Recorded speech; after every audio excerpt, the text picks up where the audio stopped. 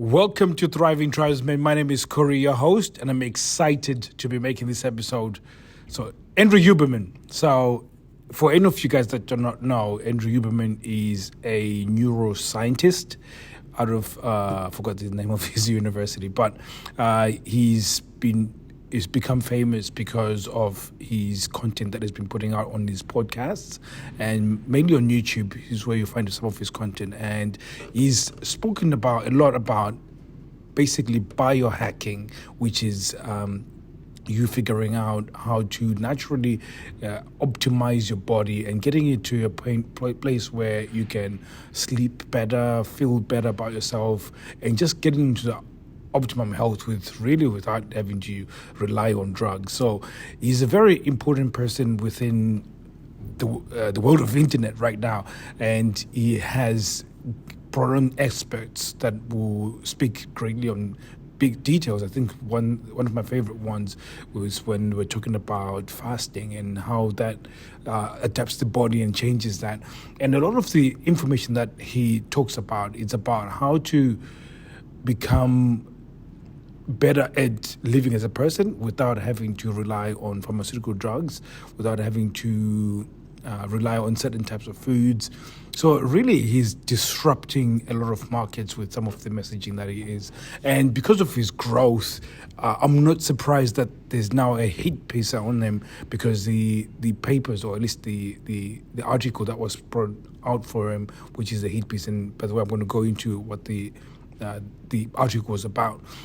It's you would have to consider that some of these media companies, the biggest advertisers are pharmaceutical companies and so on and so forth. So it's out of the best interest to find something to nail a guy, especially a guy that is this important in terms of society.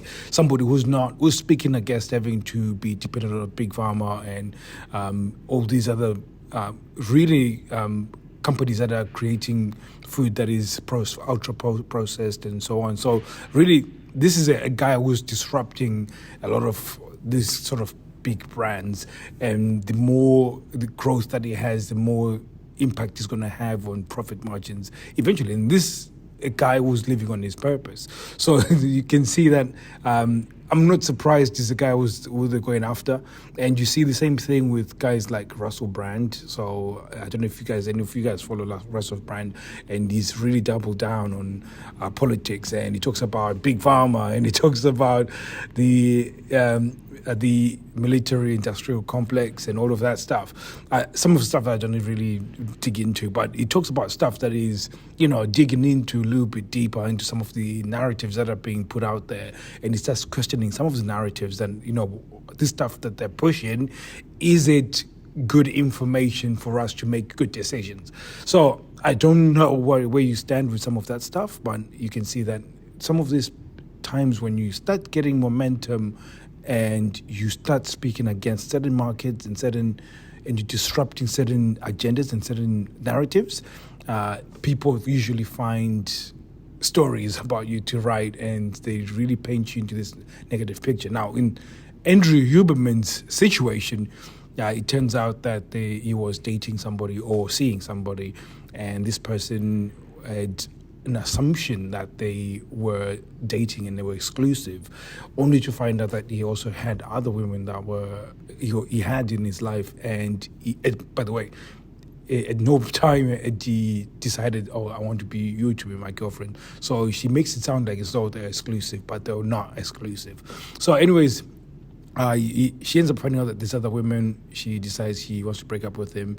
But not only did she just not take the hit of breaking up with the guy, she went on and then started ringing these other women that were involved, and then they made this little group where they had WhatsApp messages where they were now really trying to figure out where he was at what date and so on. Anyways, so they end up having this little group about Andrew Huberman being a womanizer, which was kind of hilarious, because I never even really thought about it, whether he's married or got a girlfriend. I didn't care, because the guy is giving valuable information. So I don't, and I think I saw somebody on Instagram, a doctor, he was saying, can you see what's happening with this doctor?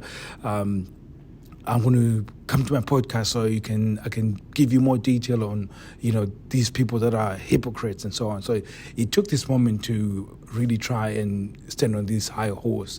And within the comments, I was probably the only guy in the comments who said, you need to separate somebody's personal life to somebody's public life. And those are two separate things.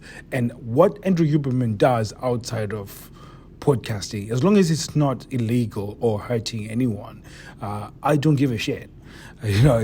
Keep giving me the information that I know is going to change the world and change my life. So, and this is why what was quite frustrating, that this hit piece was supposed to paint him in the bad light, so everybody sees him in this bad light, and then all of a sudden we're all not going to listen to this guy anymore. So it's just another very way of cancelling him. And this is why you think, I personally, as a conspiracy theorist, at this moment in time, think that there is some bigger game that's being played, and these women are pawns within a bigger game, which is, let's try and get this guy cancelled so we can continue killing people using pharma and so on. Anyways, that's my opinion, not Andrew Huberman's. That's my opinion. Anyways, so you're probably wondering, what's this got to do with my sexless relationship? Like, who cares about Andrew Huberman? But the reason why I'm saying this is that there's a few key things that I thought about this. Then the reason why he's a guy who's got a purpose, and he's a guy who actually understands his self-worth. And I didn't think about it up until recently. That the reason why these women are going crazy, like, some people break up and they just think, fuck, we're now just going to break up, and, they'll be hurt about the breakup, and then they sort of move on. The reason why they're mad about this is because this guy is a fucking catch. Like, this guy is incredible, and this guy was on purpose. He's obviously a really good leader. He's somebody who's driven, who's got, who's tenacious, who's very good at pursuing something. For you to learn neuroscience, I mean, the guy is, very smart guy. So guys like this guy don't come often. So if a woman ends up in this orbit of this guy, generally they will be attracted to him. And if they get a chance to actually be with him, it's a gift. And the thing about it is that we think it's because it's Andrew Huberman, but every guy is the same. Like, your wives are lucky to be in your presence in fact, every single day you wake up and you are operating within that household, you are a king. You are somebody who is important. But you guys don't carry yourselves as such. And because you don't carry yourself as such, like, how is she going to see you as worthy of being a king and being a leader and being sexy and all those things that you want? How can she see that when you don't see that for yourself? And this is one of the things that I started to realize, that this guy's got incredible amount of awareness of who he is. But more importantly, he's also very selective to the person that he's going to commit to. So he's, out of all these women, none of them fit the bill in terms of, I'm going to commit, which tells me that he's got, he's got standards. At the same time, he's not going to be bullied into a relationship. Now, some of you guys, I know it's a touchy subject. You're now in a relationship, you're probably married, but you're bullied into being married because you're a fucking nice guy. Oh, shit, I should be swearing because I'm on YouTube. But anyways, it's out there. Anyway, so you find yourself in this place because you don't understand your self-worth, and therefore that is what is causing you to end up continuing within a sexual relationship, because you can't communicate something that you don't understand. So, for example, your self-worth, you being a leader, you being attractive, because you don't believe that for yourself, you then will not be able to communicate that to your partner, and then therefore they don't see you as an attractive, or see you as a leader, or see you as somebody they want to have sex with. And when you look at Andrew, I'm still calling him this, so we're mates. But if you look at Andrew, this Huberman's situation, you can clearly see that this guy, he's got, real good work ethic. he trains, he eats well, he looks after himself. He's got this real sense of self-worth where he knows that, okay, this person that has done this hit piece, he obviously realized that this person is not somebody I want to spend the rest of my life with. And he was absolutely spot on, because the moment he told her that he was not interested to move any further, look at the horrible shit that she's gone through. Like, I'm going to bully you to, if I can have you, nobody else will. And that's that sort of mentality that this woman had. So incredibly toxic in this situation. And some of you guys, like I said, you are bullied into this relationship that you're in. And on top of that, you can't even have sex with this person that bullied you into this relationship. So again, when it comes to this situation, especially when you guys are in sexless relationships, your self-worth, as Andrew in this case has demonstrated that he's got loads of abundance of the stuff, is the key to changing your sexless relationship. The moment you are aware of how much of a king you are within that relationship, how much of a leader you are within that relationship, and how incredibly valuable you are to that woman, she will see you as valuable. But until then, she's only going to see you as subpar, or worse, she'll see you as one of the kids. And she will think of you as such and treat you as such. So if anything, if there's anything to learn about this, is we need to start seeing ourselves with a bit more, in fact, just that self-respect. And a lot of it comes down to that, again, to self-respect. I'm going to train well, I'm going to eat well, I'm going to do things right. And this is what this guy is preaching all the time. And you can see that that's feeding into his self-worth, and that's the reason why he is the way he is. And the funny part about this story, that while she was trying to make this hit piece of trying to show him as this womanizing demon, you should see some of the comments on some of the videos on people talking about Andrew Huberman.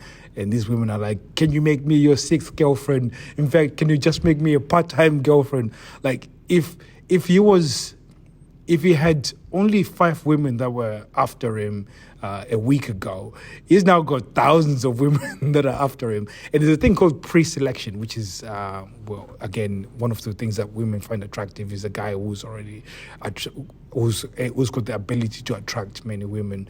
When you can do that, it makes women even more attracted to you, because you've been selected by other women. So again, it makes it crazy when women go and they want to see what these women look like.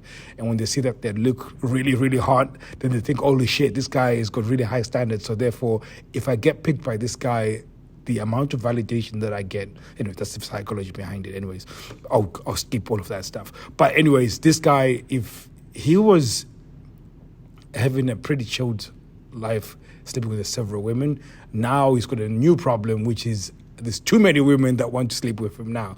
So that thing backfired. The more she went to this paper, or at least this place, to do a hit piece on this guy in order for him to stop him from having sex. But she actually put the fire on it. Now this guy has got more women that want to sleep with him because of it. So I thought that was quite hilarious. But the main point here is that it's the moment you actually realize how incredibly valuable you are, and how incredibly amazing you are within that relationship, and that person, when you understand that, everybody around you is going to treat you as such. When you think pretty shit about yourself, then everybody's going to treat you like a piece of shit because you behave like such. So again, I'm going to knock it on the head here. Thank you very much for listening, guys. I'll be seeing you guys soon. Take care.